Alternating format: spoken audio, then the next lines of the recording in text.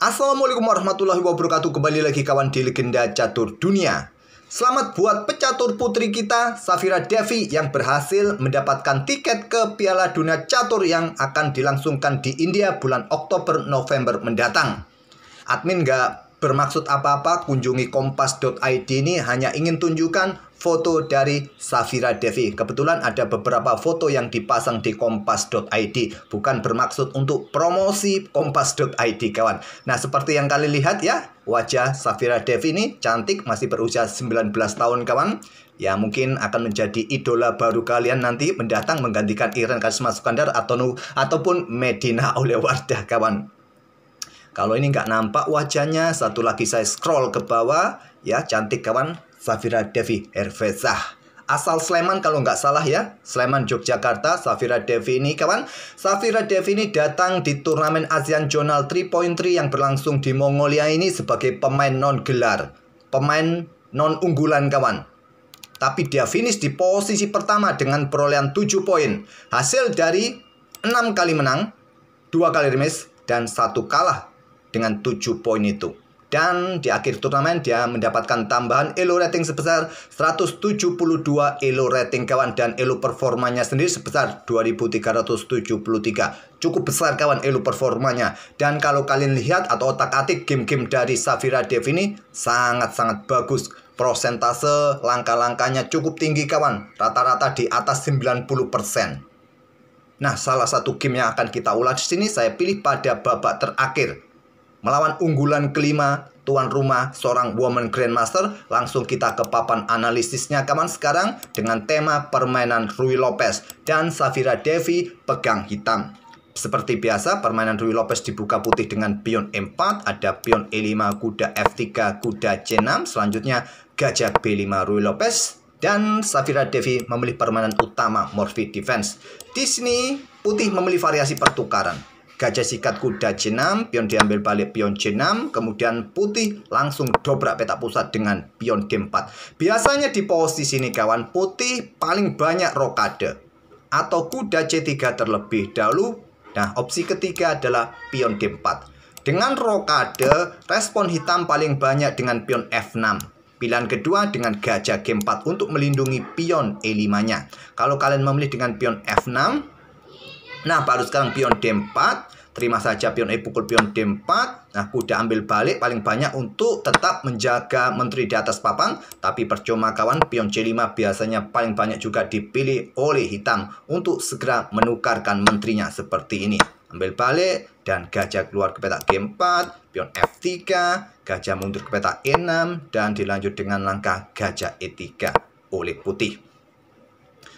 Kembali lagi ke permainan aslinya, jadi tak perlu saya tunjukkan lagi ya variasi gajah G4. Tapi kalau admin menemui permainan variasi pertukaran dari Ruy Lopez, admin sangat suka bermain dengan menteri ke petak E7. Dan beberapa kali admin juga berhasil menggunakan variasi ini keluar dari permainan utama kawan. Tetap ya, idenya untuk menjaga pion E5 ini.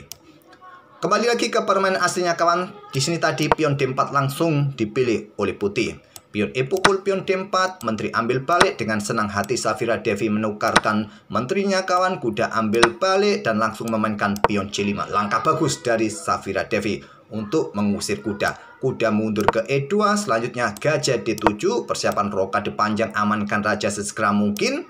Nah, selepas kuda BC3, Safira Devi langsung rokade kawan.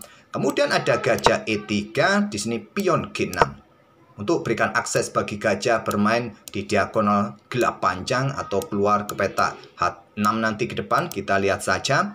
Pion F3, kemudian pion B6. Sokong petak C5-nya terlebih dahulu sebelum gajah ini memilih ke petak G7 ataupun ke petak H6 nanti ke depan. Putih merespon rokade panjang langsung, amankan rajanya. Gajah G7 di sini, kemudian kuda lompat ke D5. Menghindari tekanan gajah, sentralisasi, juga mencoba menghadang pengembangan kuda ke petak E7 nanti ke depan. Gajah C6, buka lajur D, coba tekan kuda petak D5. Ada kuda EC3, backup saudaranya. Nah, benteng angkat naik ke peta D7 untuk juga jaga atau dukung kuda nanti berkembang ke peta E7, doubling benteng secepat mungkin di lajur D. Ada benteng HE1, kemudian di sini gajah E5 terlebih dahulu kawan, pion H3 dan baru kuda E7. Kuda pukul kuda cek, ambil balik dengan benteng, ada kuda D5, serang benteng lagi, Safira Devi geser benteng ke D7 lagi. Nah, di poin ini kawan, kita berada di langkah ke-19. Di poin ini, putih berpikir lama, sekitar 10 menit. Ya, satu-satunya langkah yang lama di posisi ini dia membuat keputusan blunder gajah F4. Pion C4 ini bagus untuk support kuda di sini. Ya, ada beberapa respon yang mungkin akan dilakukan oleh hitam seperti benteng E8K ataupun juga gajah G3K, serang benteng di sini atau bermain dengan pion sayap pion A5. Tapi blunder tadi kawan, kita lihat gajah F4. Ya, tentu saja Safira Devi menerima tantangan ini kawan. Dia sikat pendukung gajah F4, benteng sikat kuda. Kalau sekarang gajah pukul gajah, ya masih bisa diambil balik oleh benteng. Masih unggul 1 perwira. Salah perhitungan putih kawan. Nah, pion ambil benteng. Masalahnya di sini. Gajah pukul gajah F4, tempo cek. Tidak sempat mendapatkan gajah C6 kawan. Sangat fatal. Sangat dasar kesalahan dari putih, seorang woman grandmaster kawan. Nah, raja geser ke peta B1 diikuti dengan langkah gajah D7. Sudah kalah jumlah perwira, apalagi perwira yang didapat oleh hitam ini sepasang gajah plus benteng. Sudah sangat jelas hitam dalam ambang kemenangan. Masih di permainan middle game. Benteng E7, benteng F8 jaga pion terlebih dahulu. Ada pion B3, berikan ruang pergerakan atau untuk dukungan bagi pion C4-nya nanti membentuk rantai pion yang solid kawan. Nah, raja geser dekati benteng. Benteng bergerak ke E4. Kalau kalian sokong dengan benteng E1 kawan, ya simple. Di sini kalian bisa bermain dengan gajah G3 usir benteng atau mungkin cut off ya di sini. Cut off ya. Terserah kalian mau ambil langsung, kalian kehilangan benteng, tetap kalah jumlah perwira. Pincang malahan benteng ya. Benteng akan pincang. Tarik mundur saja ke E4 serang gajah. Gajah G3 ya untuk kontrol peta I1 agar nggak doubling di lajur E. Kalau dikejar terus masih ada gajah yang mengawasi, ups ya di sini ya masih ada gajah yang mengawasi, nggak bisa kejar gajah ini. Jadi dia bermain dengan raja B2, ada gajah F5, benteng mundur, raja hitam maju ke D7 aktif, raja putih maju ke C3. Sekarang pion B5 batasi ruang gerak raja putih, pion A3 kawan. Raja hitam terus naik ke peta D6 sudah sangat jelas, tapi masih ngeyel saja putih. Raja B2, benteng B8 kawan untuk persiapan dorong-dorong pion sayap menteri. Benteng F1 terlebih dahulu mencoba mengunci gajah mungkin nanti. Di sini ada pion G5, benteng kembali ke D1, pion C4 tantang Safira Devi, ditahan dorong maju pion B4. Ada pion A5, serahkan diri supaya pion ini nanti bisa dihajar juga untuk didorong terus kawan. Diterima pion B pukul pion A5. Sekarang gajah E5 cek dulu blokade pion C3, baru gajah D3. Atau kalian bisa memilih dengan langkah yang lain. Tapi ini langkah kuat juga untuk mengusir benteng kawan. Terserah kalian mau caplok sekarang, terserah. Putih merespon dengan benteng E3. Kemudian di sini ada pion B4. Pion A pukul pion B4, caplok oleh benteng cek, nggak bisa ambil, pion dalam posisi kena pin. Raja A3 dan benteng B3 cek. Raja ke A2, harapannya kalau bergerak ke sini kawan, bisa bermain dengan gajah F5 dan bisa dieksekusi nanti.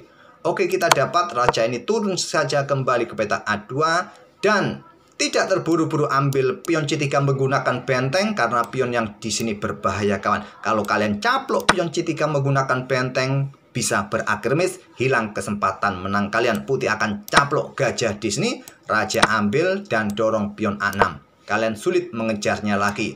Lajur A sudah bisa dijaga oleh raja. Kalau skak ke sini ya mondar-mandir kawan ke peta A1, kembali ke C3, raja naik, seterusnya begitu, hilang kesempatan menang kalian.